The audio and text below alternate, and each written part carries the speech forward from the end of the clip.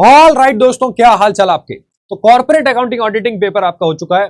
बहुत सारे बच्चों ने बोला सर पेपर तो इजी ही था, वरना कॉर्पोरेट अकाउंटिंग में कभी कभार बच्चों को डिफिकल्ट लगता है अगर इंडेस का क्वेश्चन आ जाता है। तो इस बार आया भी है इंडेस का क्वेश्चन, बट अगर आप वो छोड़ के भी आते हैं ना तब भी आप पूरा पेपर अटेम्प्ट कर सकते थे।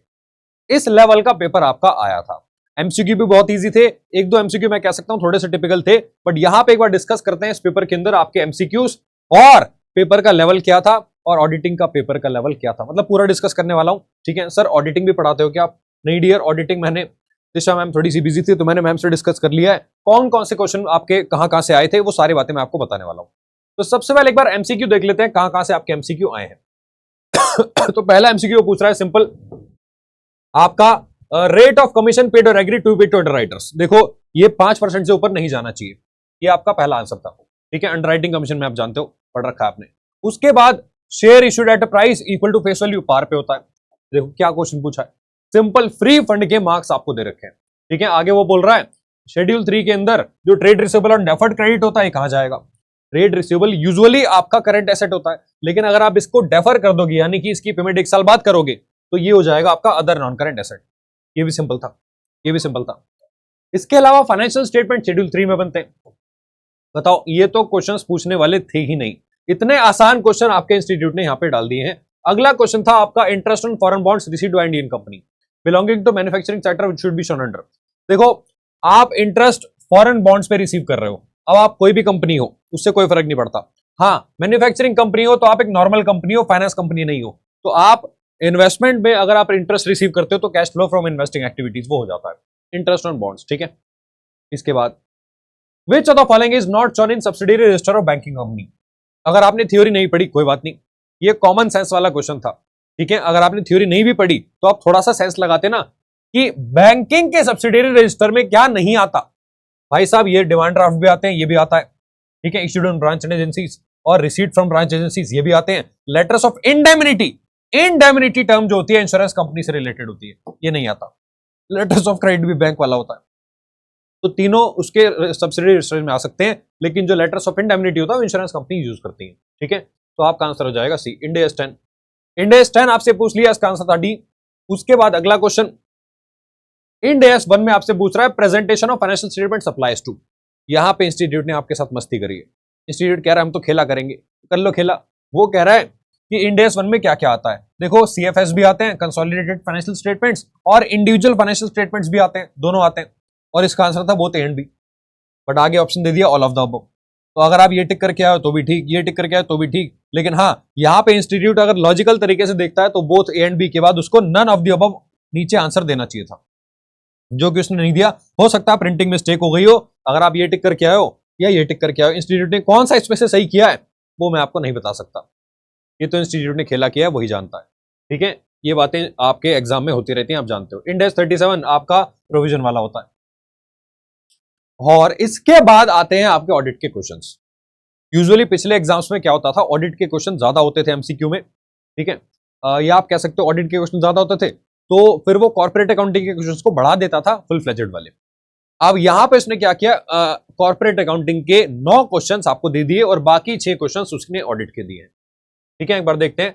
यहाँ पे मैम ने मुझे आंसर्स पहले ही भेज दिए हैं। पहले वाले का ऑडिट रिपोर्ट जो रिफ्लेक्ट होती है वो ऑब्वियसली ऑडिटर बनाता है। ठीक है, उसके बाद अगला आंसर मैम ने मेरे को दिया था कि जो आपका इसमें से कौन सा बेनिफिट ऑडिट सैंपलिंग का है, तो ये मैम ने बताया था ऑल ऑफ द अबव, सारे ऑडिट सैंपलिंग के बेनिफिट होते हैं। ठीक है, और under section 145 of the companies act auditor can be remove from his office by the, कौन रिमूव कर सकता है उसको, ट्रिब्यूनल। ठीक है, इसका आंसर हो जाएगा आपका ट्रिब्यूनल। अब आगे ऑडिट सर्टिफिकेट कंटेन्स, इसमें मैम ने दिया हुआ details of facts. Audit certificate के अंदर डिटेल्स ऑफ फैक्ट्स आते हैं। और आखिरी में which of the following is not a layer of rural self governance, ये आपका नोटिफाइड एरिया आपका काउंसिल। ठीक है, ये मैम ने शायद ये जो चैप्टर है आपको रिवीजन में भी कराया था। उसके बाद under section 34 of cooperative societies, ये मैम ने आंसर बताया 10% होगा। ये आपके एमसीक्यूज थे। अब क्वेश्चंस एक बार डिस्कस करते हैं कि कौन कौन से क्वेश्चन कहां से आए हैं। देखो सबसे पहला जो क्वेश्चन कॉर्पोरेट अकाउंटिंग में पूछा गया है, सबसे पहला क्वेश्चन वो आपको बोल रहा है, यहां पे डिटेल दे रखी है और बायबैक का क्वेश्चन है। बायबैक अभी अभी आपने लास्ट में रिवीजन में पढ़ा था, बहुत ही सिंपल क्वेश्चन बायबैक का आपको दे रखा है। सिंपल क्वेश्चन, ये क्वेश्चंस हम क्लास में भी ऑलरेडी कर चुके हैं, ये बात आप जानते हो। और हाँ, same question dear, same level का उसने प्रेफरेंस शेयर्स का रिडेम्पशन का दे दिया है। तो क्वेश्चन में आपसे वो पूछ भी रहा है कि आपको एंट्रीज पास करनी है, ठीक है। तो यहां पे आपके रिडेम्पशन का क्वेश्चन पेपर है और मिनिमम बैंक बैलेंस आपको 19,200 छोड़ना है। ये भी क्वेश्चन हमने क्लास में प्रैक्टिस किया था एंड में रिवीजन के टाइम पे, राइट। तो ये कॉमन से क्वेश्चन उसने डाल दिए हैं, 14 मार्क्स यहां पे आपके पक्के हो गए। अब आगे अगला क्वेश्चन। अगले क्वेश्चन में उसने आपसे पूछा, यहां पे आपको दे रखे हैं बहुत सारे आइटम्स और नीचे आपको बनानी है आपकी बैलेंस शीट, ठीक है। क्वेश्चन आपसे कह रहा है स्टेटमेंट ऑफ पीएनएल और बैलेंस शीट का क्वेश्चन है, यानी कि फाइनल अकाउंट्स। यहां पे भी फाइनल अकाउंट्स में भी उसने सिंपल सा क्वेश्चन आपसे पूछा। अगर आप एडजस्टमेंट्स पढ़ोगे, ये सारी सिंपल एडजस्टमेंट्स हैं, ठीक है। वो टिपिकल एडजस्टमेंट नहीं है जो मॉड्यूल के अंदर क्वेश्चन दे रखे उल्टे सीधे, उसमें 2-3 क्वेश्चन ही उल्टे सीधे हैं, बाकी सारे सिंपल आते हैं एग्जाम में। तो यहां पे भी उसने सिंपल क्वेश्चन दिया है जैसे कि वो हर बार देता है फाइनल अकाउंट्स का। हाँ, अब आते हैं डियर आगे। देखो आगे यहां पे उसने क्वेश्चन दिया है आपके बैंकिंग कंपनीज का। यहां पे dear different different rate apply होते हैं। अगर आपने बैंकिंग चैप्टर अच्छे से पढ़ा है, प्रैक्टिस किया है, तो आप इन सभी के रेट जानते हो, आप यहां से इजीली इसका प्रोविजन निकाल सकते हो, ठीक है। अब आगे बी पार्ट में उसने आपसे पूछ लिया है इलेक्ट्रिसिटी का क्वेश्चन। ये भी बहुत आसान है, ये क्वेश्चन भी हमने क्लास में कर रखा है डियर। ये दोनों टाइप्स के क्वेश्चन हमने क्लास में ऑलरेडी किए हैं, आपके इलेक्ट्रिसिटी कंपनी का भी और बैंकिंग का भी। तो यहां तक अगर आपने 100% क्वेश्चन पेपर अटेम्प्ट किया, एमसीक्यू में 1-2 एमसीक्यू छोड़ भी दो, तो डियर अभी तक का पेपर बहुत आसान था, अभी तक का पेपर बहुत आसान था। हाँ, अब जाके मैं कह सकता हूं कि यहां पे इंस्टीट्यूट ने आपके साथ खेला किया, क्योंकि इंडेस बच्चे पढ़ के भी नहीं जाते यूजुअली। तो यहां पे इंडेस में उसने आपसे एक प्रायर पीरियड वाला क्वेश्चन पूछ लिया है, ठीक है, सॉरी आपके क्या बोलते हैं इक्विटी शेयर वाला। और दूसरा जो आपसे क्वेश्चन पूछा है वो पूछा है आपसे इंडेस 2 वैल्यूएशन ऑफ इन्वेंटरीज, ठीक है। यहां से इंडेस 2 में बहुत अच्छा क्वेश्चन उसने डाल दिया। मुझे उम्मीद नहीं थी कि इंडेस 2 जो कि यूजुअली इजी क्वेश्चन आता है जिसका, उसका क्वेश्चन इस लेवल का आएगा। उसने ऑलमोस्ट सारे तरीके की ट्रांजैक्शन यहां पे दे दी है, ठीक है। तो यहां पे मैं कह सकता हूं कि ये अच्छे लेवल का क्वेश्चन इंस्टीट्यूट ने आपसे पूछा है। अब बात आती है ऑडिट की। देखो ऑडिट में मैंने मैम से डिस्कस किया, तो मैम ने बताया कि सर जो पहला क्वेश्चन ऑडिट का था 6 का ए पार्ट, ये क्लास में मैम चिल्ला चिल्ला के थक गई कि भैया इफेक्टिव इंटरनल कंट्रोल सिस्टम बहुत इंपॉर्टेंट है, बहुत इंपॉर्टेंट है, हर बार एग्जाम में आता है, अब भी आ गया।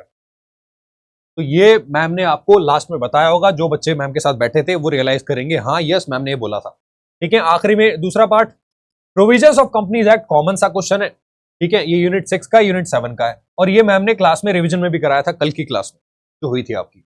7th के पार्ट में मैम ने ये बताया, ये भी आपका सिंपल सा क्वेश्चन है, ठीक है। और बी पार्ट जो है ये मैम ने क्लास में करवाया था, आपको एनएफआरए का रोल रटवाया भी था, याद भी कराया था। तो ये सारे क्वेश्चन क्लास में से एज इट इज उठ के आपके पास आ गए हैं। अब इसके बाद 8th क्वेश्चन में आप ऑडिट कैसे करोगे म्युनिसिपैलिटी का। देखो इसका क्वेश्चन तो एग्जाम में आता ही है, ऑडिट ऑफ स्पेशल ऑडिट्स का, ठीक है। ये भी एग्जाम के लिए इंपॉर्टेंट है, मैंने बताया था आपको। और आखिरी में ये बेसिक सा क्वेश्चन पूछ लिया, प्रोविजंस ऑफ कंपनीज एक्ट, बच्चों वाला क्वेश्चन। तो ओवरऑल पेपर अगर आप देखो बहुत ही सिंपल और इजी था। बाकी कमेंट करके बताना कितने एमसीक्यू आपके सही थे और आपका पेपर कैसा हुआ। मिलते हैं आपसे डियर अगले वीडियो में, तब तक के लिए take care and bye bye.